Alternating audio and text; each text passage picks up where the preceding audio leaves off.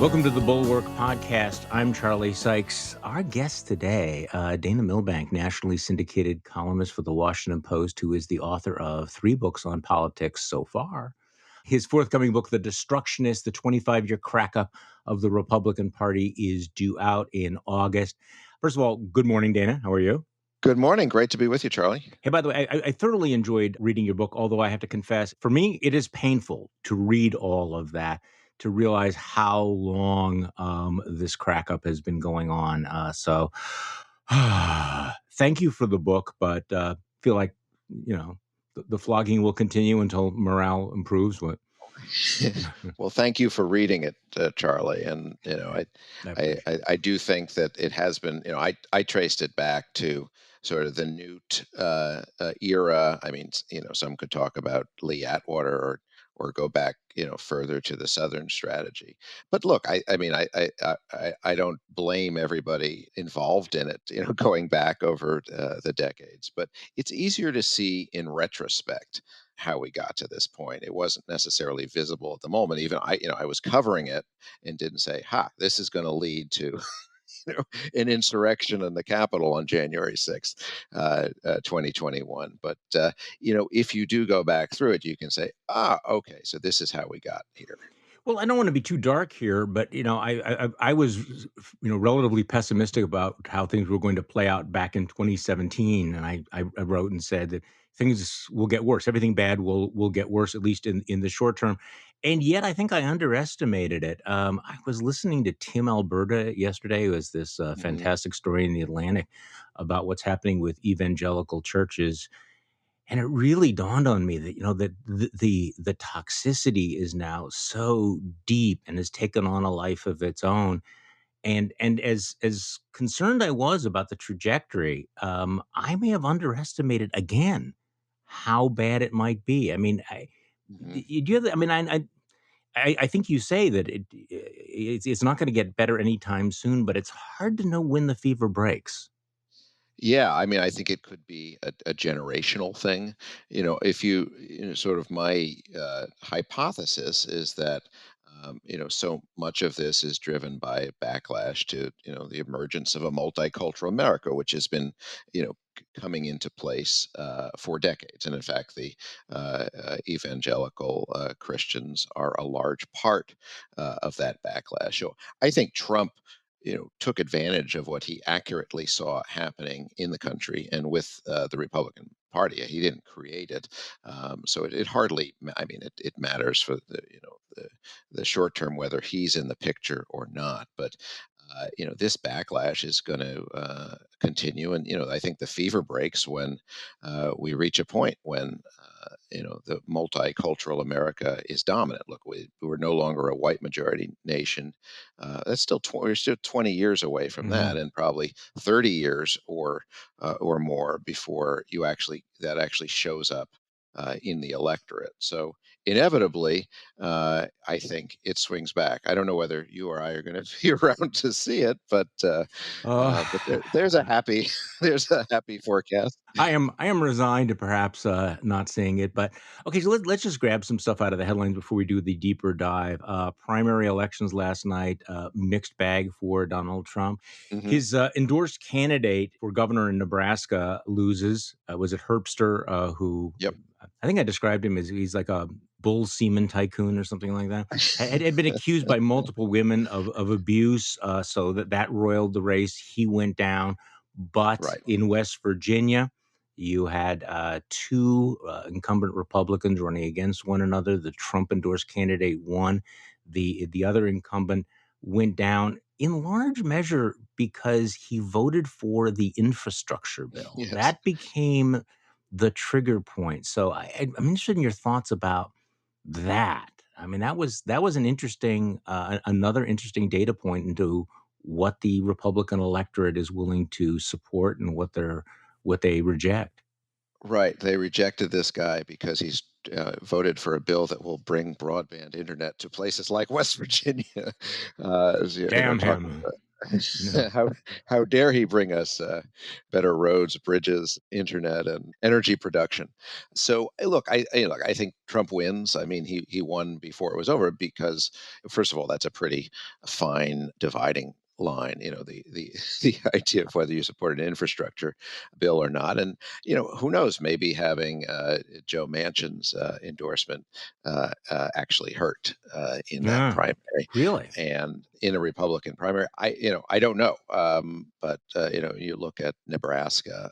It is pretty startling that a man. Look, he denied the accusations, but fairly credibly and accused, even by by name, by a Republican state lawmaker, and even he was a viable candidate with Trump's endorsement. But I think we're talking about shades of gray here in terms of how Trumpy somebody is. I think is something the same thing we're seeing in the upcoming Pennsylvania Senate primary. So whether his actual guy won or not, the larger picture is it has been so utterly recast in Trump's image. I think it hardly matters who the actual candidate is. Your colleague at the Washington Post, James Hohmann, points out that this race in West Virginia proves that Biden's theory of the case has failed. And of course, when Biden ran, his rationale was that he had the chops to yoke the two parties together and pass bipartisan legislation. He thought the Trump era was an aberration, that it would dissipate, and he thought these friendships forged over 50 years in Washington would allow him to break the fever. Mhm. Um, Clearly didn't happen because this was one of his great legislative accomplishments, this $1.2 trillion infrastructure bill. Mhm. Biden at the time kind of claimed vindication. See, we can do the bipartisan things. And one of the Republicans that went along with him cast into outer darkness. That's right. I mean, recall when the House passed the infrastructure bill, the Republicans, the small number of Republicans who went along with it, I think they were called traitors by Yeah. Minority Leader Marjorie Taylor Greene. Uh, but and that stuck. I mean, it became this huge liability for them. Completely rewriting the whole playbook that both parties would benefit from. Sending money to the states for infrastructure. Well, I have your newspaper website up on my screen right now, and the most read opinions, number one trending, is your piece yesterday. Give me one good reason I should not believe Mitch McConnell, which I told you I think before the podcast, and it actually made me laugh out loud. And of course, I mean Mitch McConnell, raised that possibility of a nationwide ban on abortions, but then he kind of backed away, saying he absolutely promises and swears I will never support smashing the filibuster on this issue or any other. And amazingly, Dana, you like why you don't believe him? I'm a little skeptical. I mean, only Mitch McConnell knows, and maybe Mitch McConnell doesn't know what he would actually do in that circumstances. But I just decided to go back and look at the entire record of Mitch McConnell saying one thing, which he may have meant very well at the time. And this is going not just obviously the Merrick Garland and the Supreme Court thing being the most obvious, his views on tolerating Trump or impeaching Trump and the insurrection being the second most obvious. But just to go all the way back, I mean, Mitch McConnell was an abortion rights Republican before he came to the Senate. He was blocking ordinances that Huh. conflicted with Roe v. Wade.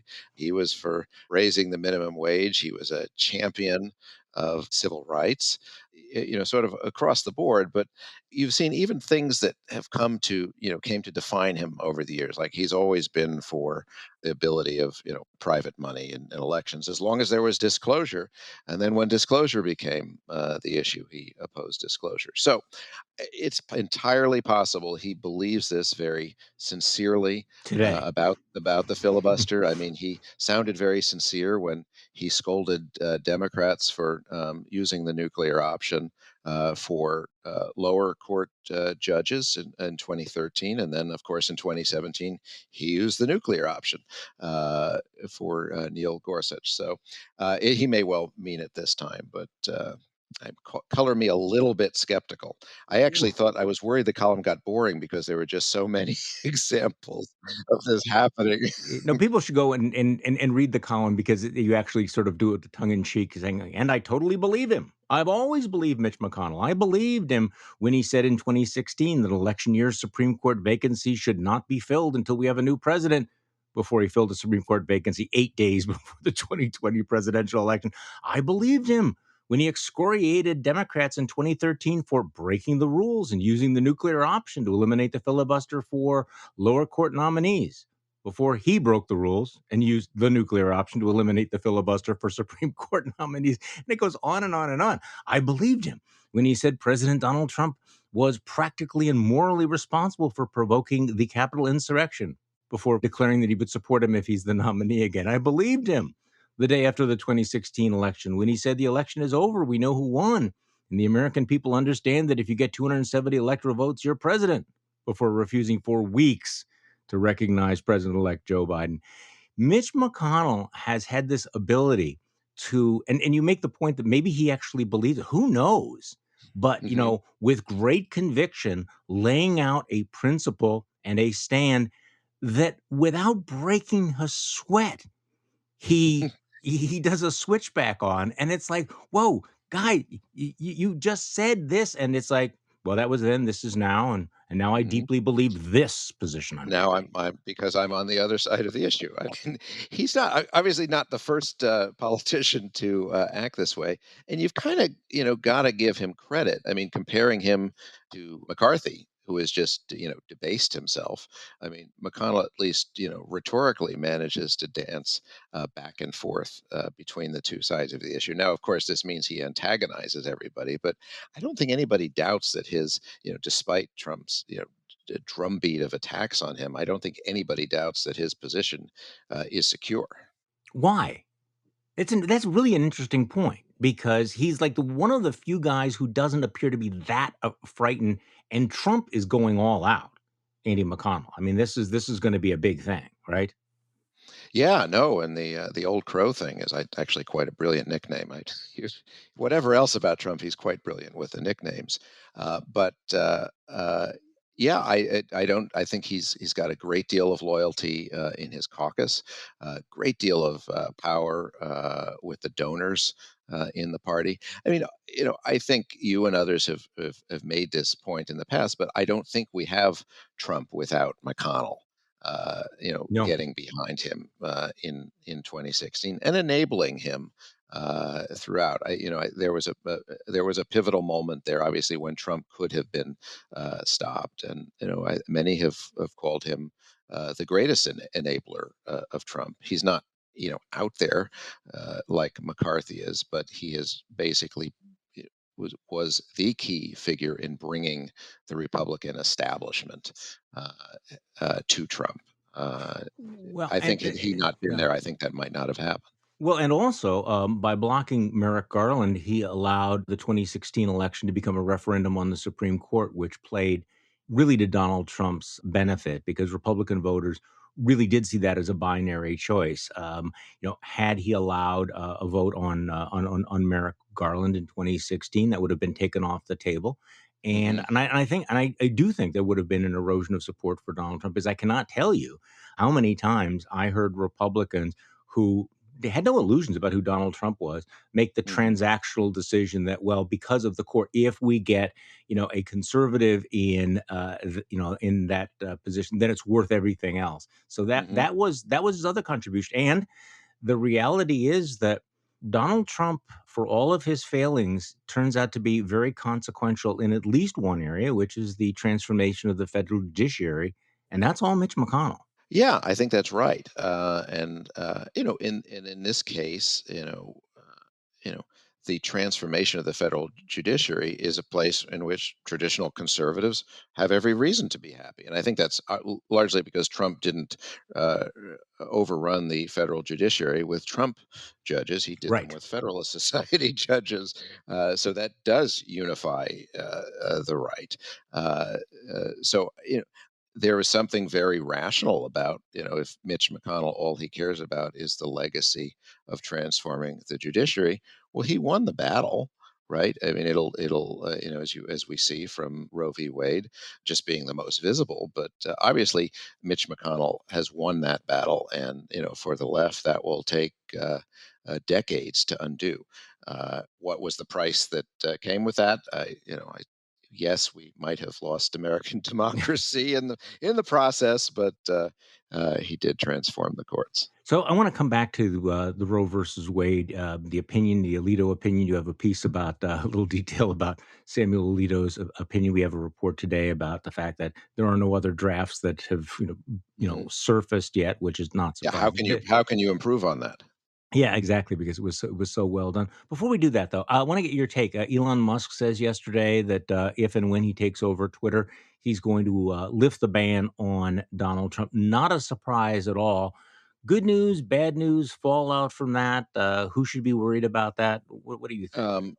Inevitable. I Yeah. saw, easy to see that that was coming. Look, I think Twitter is a cancer on civilization and is making us hate each other and reduce everything to insults and siloing our politics and making us journalists just talk among each other in a sense of groupthink. But if you're given that important caveat, you know what? Why not just have Donald Trump back in the mix? I think Democrats would like to see it because, in a way, he's not been front and center. So the crazy is Yes. not as front and center. When others do the crazy, it may be crazy, but it's not as visible to America.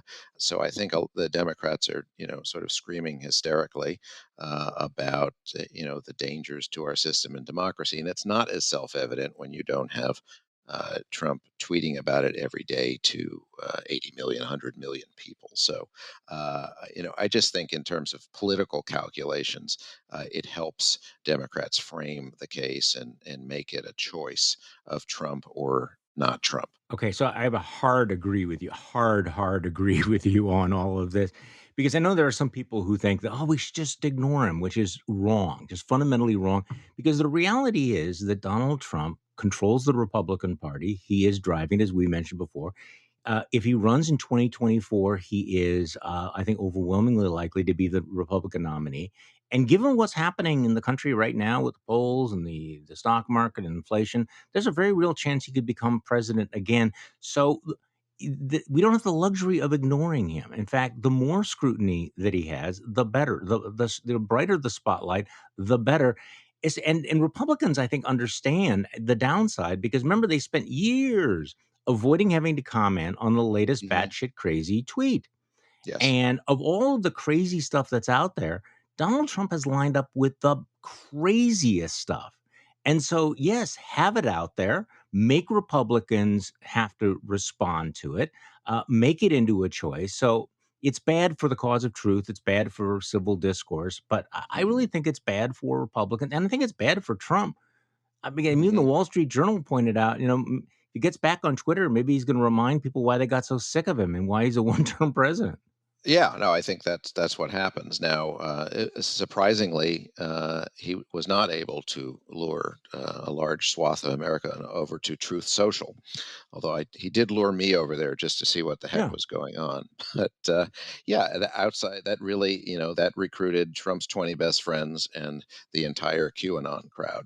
So that's got to be unsatisfying for him. But yeah, I think that the given where we are, it's not going to make things worse to have him out there on Twitter. The crazy is already happening. He's already having the influence over the party and has already remade the party. So it's not like having him off of Twitter is going to limit the damage. I think it'll just show everybody else the power that it's quite obvious to those of us watching this thing that he has. Well, and also collateral damage, or maybe the added benefit is I think this kills Truth Social. You can imagine that some of these other anti Twitters that have been founded they'll Yeah. wither on the vine if he comes back Yes. to Twitter. And I don't know, what do you think?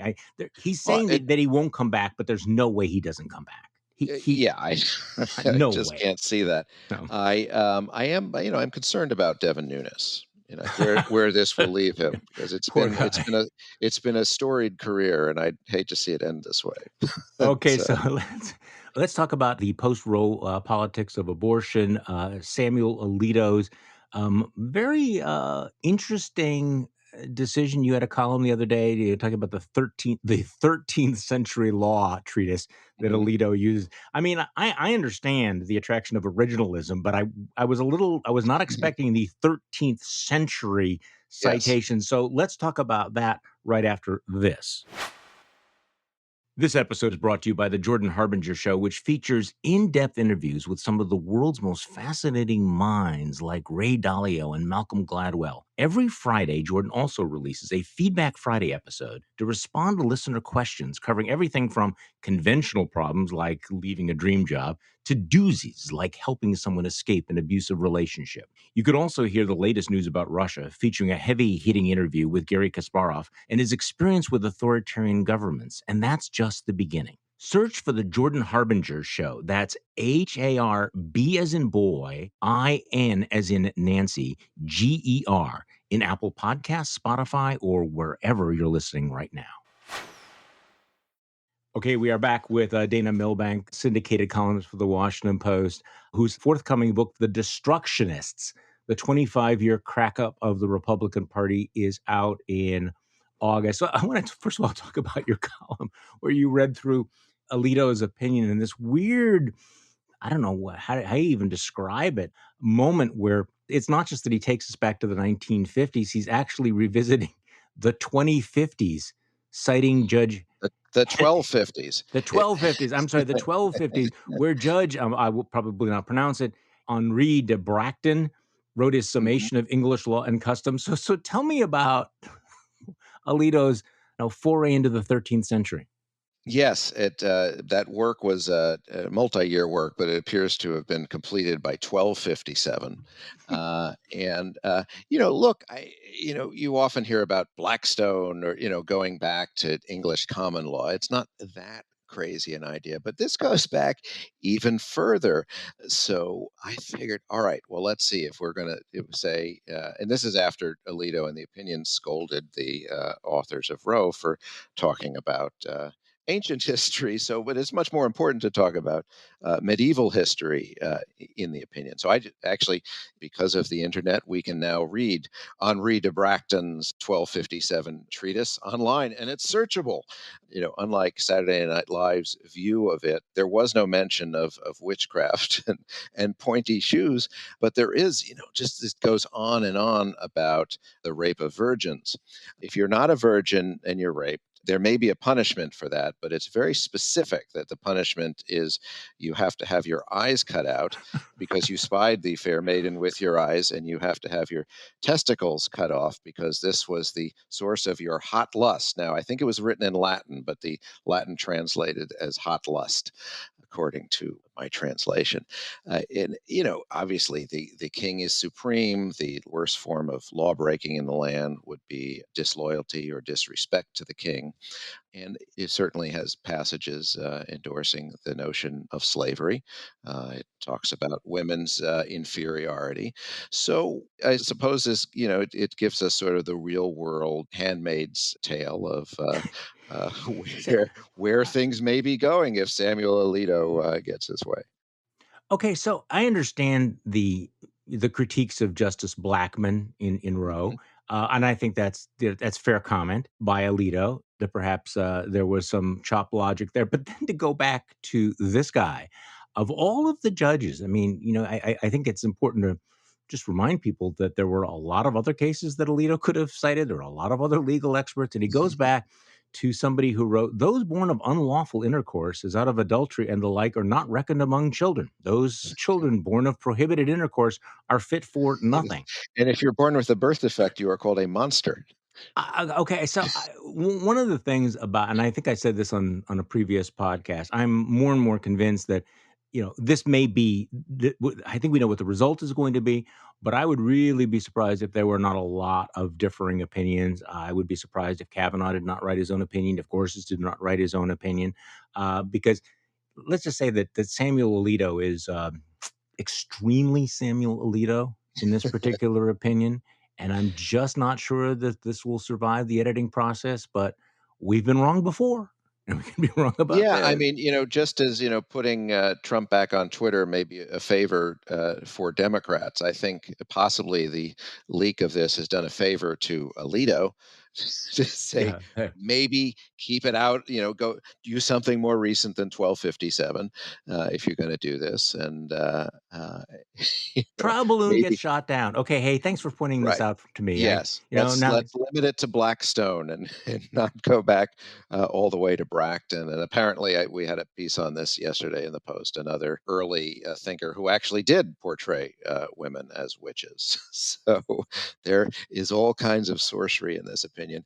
Yeah, and I wonder if, because the Alito opinion reads as a screed, it is. Yeah. something you would find on, the op-ed page or perhaps even on social media. So certainly others might wish to disassociate themselves. I don't know about you. My view of Alito, watching him on those occasions when I've been in the chamber, he seems to, you see him roll his eyes and Yeah. shake his head when other justices are talking. He seems, by his body language, to seem to have a certain contempt, and certainly there's a lot of contempt for his predecessors. Uh, in this ruling. I mean, yes, there are many good reasons to quibble with the legal reasoning in Roe, but this is just full of contempt. All right, let's talk about the politics now of post Roe and the debate. The vote that's going to take place in the United States Senate today. Chuck Schumer having a messaging vote. I have questions about this. So Hmm. yesterday, Christopher Ingram, who I think is Laura Ingram's brother, tweeted out, "Wouldn't it be smarter to put up a much narrower bill, like I don't know, protecting abortion for ectopic pregnancies or in the first trimester or whatever, to really make Republican senators squirm?" And one of my other colleagues, Sonny Bunch at the Bulwark, wrote this. He said, "Look, I know that trying to determine what's going on with any politician is dicey, but Ingram makes a sound point. If A, Hmm. most polling shows a vast majority of Americans believe first trimester abortion should be legal, and B, Schumer is just working on a stunt vote he knows will fail Hmm. anyway, then C, Hmm. why isn't he pushing a bill just to keep first trimester abortions legal? I understand worrying about the left flank, but he's Hmm. defending his left flank instead of doing something that might conceivably help him maintain his Hmm. majority. Your thoughts, Dana Milbank? Yeah, and I've been listening to your podcast recently, and there are a lot of people saying that Democrats are screwing this up. They're blowing their opportunity. Now, Democrats, congenitally have a way of screwing up, gimmies and blowing the opportunity. And I'm not saying that they're playing this right. I think the obvious answer is yes. Have a vote on codifying Roe. Bring Murkowski and Collins along. That makes a lot more sense. And yes, then have these votes on ectopic pregnancy or whatever else. It seems to be the obvious thing to do. But I want to put that in a I think what this has set off is beyond sort of the test vote or the political calculation. I think this is an earthquake in our society. And if you're listening to focus groups around the country, and even anecdotally, everybody is aware of what's happening here. And a lot of people, even a lot of Trump supporters, anecdotally, are shocked by this. So I think this is akin to a big moment like the civil rights era. I expect there'll be a huge and long-term societal backlash to this. So it's in that sense, it's sort of beyond the Democrats' capacity to screw things up in the short term. Try though they Yeah. might, I Yeah, I no. grant that they may try, but despite their best efforts to screw it up, I believe that they probably will not be able to. But yes, I think the obvious thing for Democrats, certainly Democrats who are vulnerable or at all, is to say, I support Roe, which has been the law of the land for 50 years. That's it. You're done. You don't need to go any further. And that's what they should be doing in a tactical sense. Well, and also, I mean, the shift, the rather dramatic shift to not include exceptions for rape, incest, and the health of the mother. I mean, look, there's a reason why for the last 40 years that was pretty much the go-to position because people realized that would be toxic.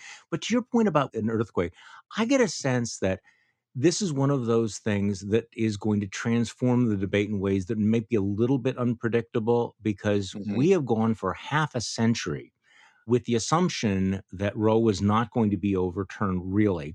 And so therefore it was, it was always theoretical, and you had the luxury of purity. You could take the Hmm. most extreme positions without any risk that it would actually happen, because you knew what the Hmm. landscape was.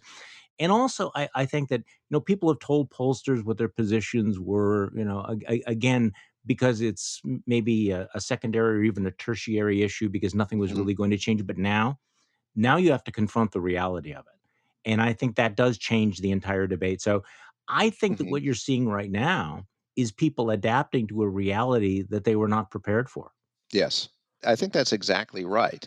And I don't know, like, you know, leaving the left aside for a moment, you have Louisiana raising the Oh my possibility gosh. of charging women with homicide, which, actually, talking about our 13th century, that's exactly that's exactly what they would Right. do in that case.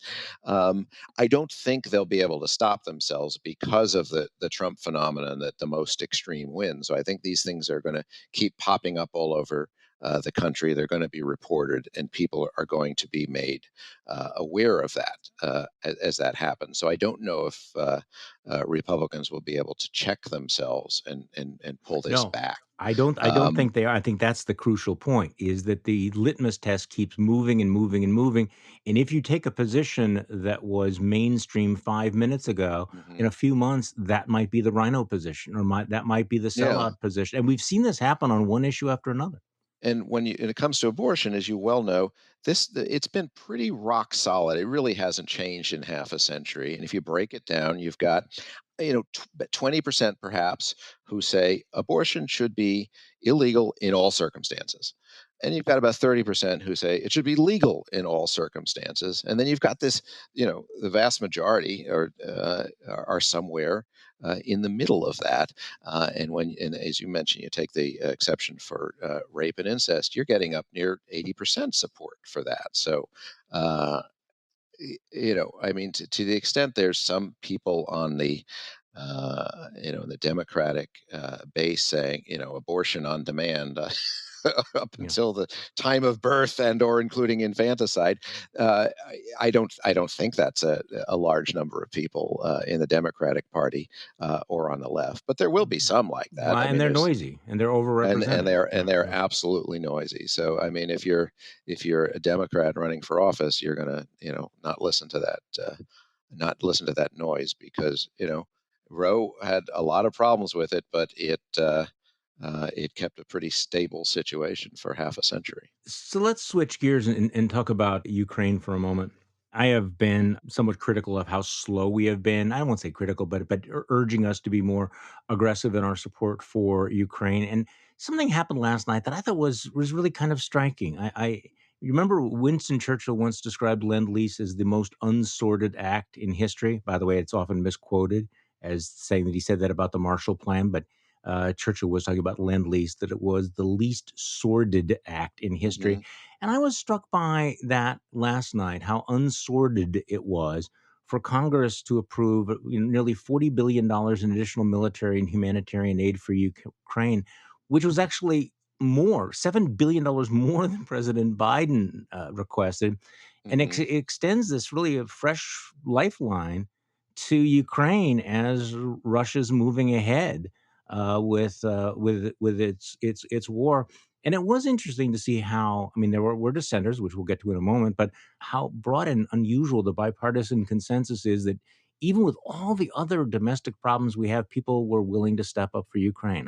Hmm. This is a positive moment, I thought. Yeah, you're right, and it is heartening. We did not, as a country, get pulled by Tucker Carlson Right. into a really dark place. And for decades, there would have been no surprise in this. Of course, we'd all react in such a way, but that was a little ambiguous, I think, in the first month or so of the conflict, or before the conflict.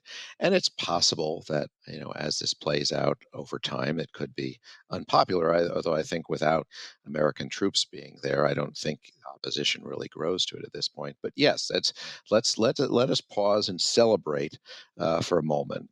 As you know, we see the nation torn up over abortion, that some things have not changed, and the United States still stands for something in the world. That's a big moment. But, but All right, I'm it was a looking. big moment, and now Yeah, you've ruined yeah. it already. I am sorry to be the guy that does this, but I'm looking at this YouTube video of Donald Trump Jr., who goes on ranting against the Ukraine aid package. Now, again, this passed overwhelmingly. I think there was only, there was less than 60 votes against it, including people like Marjorie Taylor Greene. But here's Donald Trump Jr. saying that we shouldn't be sending money to this clown show in Ukraine because we need to be more concerned about our infrastructure, our homeless problem, and baby formula or something like that. Uh-huh. And he's essentially using the same talking point of Marjorie Taylor Greene. And I guess the thing about it is that if Donald Trump Jr. is saying this, what would happen? And we're sort of going back to our discussion about Donald Trump being back on Twitter. Does this reflect what the former president is going to say? What would happen if Donald Trump, who might be the next president of the United States in 2025, said the same things that Junior just said? If he, calls Ukraine a clown show. I mean, number one, Right. it makes the choices clear, but also it really raises this question mark once again over is Mhm. America about to, bug out again on this? So I think that Donald Trump is a follower of his Yes. base more than a Yes. leader. So I mean, Trump did do this in the early days of this conflict. He was spouting Kremlin talking points. I think he saw overwhelmingly that that's not where his base is. It's not where the country is, certainly, and it's not even where his base is. And he backed off of that. So thank God that this is where our country is, and there's no bandwagon for Trump to jump on here. And his son is a bear of little brain, and I love the idea that he's saying we should be focusing on infrastructure here after they Yes. said who voted for infrastructure here are traitors. So Yeah. No. that makes a lot of sense. Yeah, if irony had not already been beaten to death by hammers a long time ago, this would be ironic. But this is another one of those reasons why I don't mind Trump coming back on Twitter. And your point about Donald Trump being a follower is I can't underline that too strongly here. There's this notion that Donald Trump sits down there in exile in Mar-a-Lago and dictates to the Republican Party what it's going to say. No, Donald Mhm, Trump listens to talk radio. He watches Fox News. He looks at social mhm, media. He tries to keep his finger on all that with his lizard brain, and mhm, he will not get out too far in front of his own folks. And if his loyal base decides that they, are anti Putin, that's where he's going to go. And if you watch Junior, if you watch Marjorie Taylor Greene, if you listen to Tucker Carlson, what you are seeing is the id of the MAGAverse. mhm, And even though they are kind of fringy positions right now in terms of the polls and the votes you're seeing, haven't we learned? And your book sort of documents why it's bad to ignore the id of the right, because sometimes that's what determines where the elephant goes. mhm. Yeah, it often does. Donald Trump, I mean, he may nudge his base in some direction, but he's not going to be out there fighting it. I mean, there's no better case than the vaccines. He was the Yep. greatest champion. These were his vaccines, and he could have generated a lot of credit for himself with it. But he saw the opposition brewing to that. He gave some half-hearted endorsements of the vaccine, and then silence because the base would turn against him. I think this has been his play all along. I mean, if going back, I covered Trump when he was going to run for the Reform Party nomination in 1999, and here was this pro tolerance, pro universal health care, still sounded pretty favorable on abortion rights and certainly gay rights. This was a guy who saw the Tea Party and what had happened to the party, and he said, "Right, I'm going to be the drum major and lead where it has gone." So the Republican base is still internationalist, at least in this Ukraine sense. So he's not going to cross it right now. So what else should we be keeping our eye on? I just feel that this is one of those days when there's just so many possible targets, and since I have you on, is there something else you're keeping an eye on here? Well, inflation is only Yeah. 8.3%. Oh, God almighty.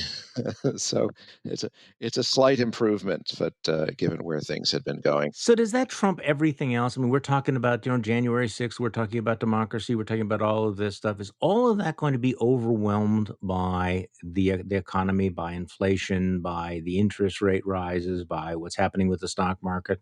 In terms of November, Yeah, that's what I mean. yes, I certainly think that's possible. That's why, if this is, even a slight turn in the curve, that could be hugely important.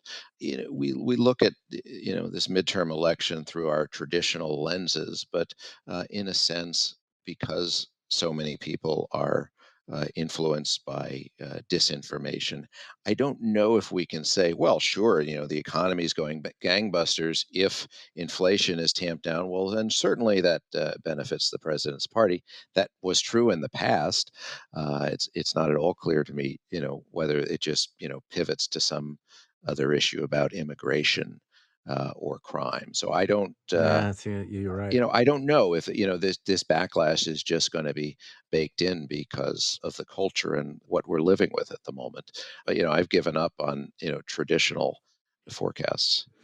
Yeah, no, I'm trying to wean myself from trying to forecast or predict anything because basically we don't know. So there's no value in all of that. So can I tell you a slightly irrelevant but somewhat entertaining story? Please. You got a moment? Okay.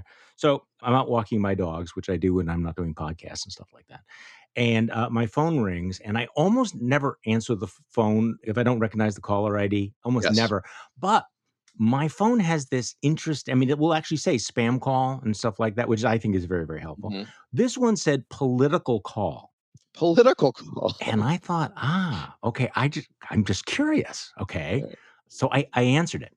And there was this nice young woman named Charisse who said, I'm calling from the National Republican Senatorial Committee. Do you have a moment? I said, yes, Charisse, I do. And she says, we need to stop Joe Biden's socialist agenda. And in order to stop Joe Biden's socialist agenda, we need to elect more Republican senators. And I said, can I ask you a question, Charisse? She said, yeah, yes. I said, okay, so you just said Joe Biden has the socialist agenda. What is he actually doing that is socialist? And she says, what do you mean? So, well, you said Joe Biden has a socialist agenda. Could you just name something that you think of as socialist? Why we need the Republican Senate? There was a long silence, a lot of Poor Charisse. stuff moving around, and then click. I don't know. So look, I know what I know, and I don't know what I don't know, but I'm guessing that they have a sheet there saying, if anyone challenges you or asks you questions, hang up on them. So But she I had to don't know. shuffle the paper until she found that piece of She instruction. was really, I mean, you could tell she was completely thrown by the fact that I was asking her a question. And I didn't want to get into an argument. I just was kind of curious if she would, Yes. maybe they would have like a sheet saying, well, I don't know, the infrastructure bill, that's socialism or something like that. Well, this But does tell you that the Republican calling list, it might be a few years out of date. it might be a few years out of date, but also that those jobs are the suckiest jobs in America. Absolutely, absolutely thankless. So Yes. on that note, Dana Milbank, thank you so much for joining me. I appreciate it very much. It's been a pleasure, Charlie. Thanks. The Bulwark podcast is produced by Katie Cooper with audio production by Jonathan Siri. I'm Charlie Sykes. Thank you for listening to today's Bulwark podcast, and we'll be back tomorrow. We'll do this all over again.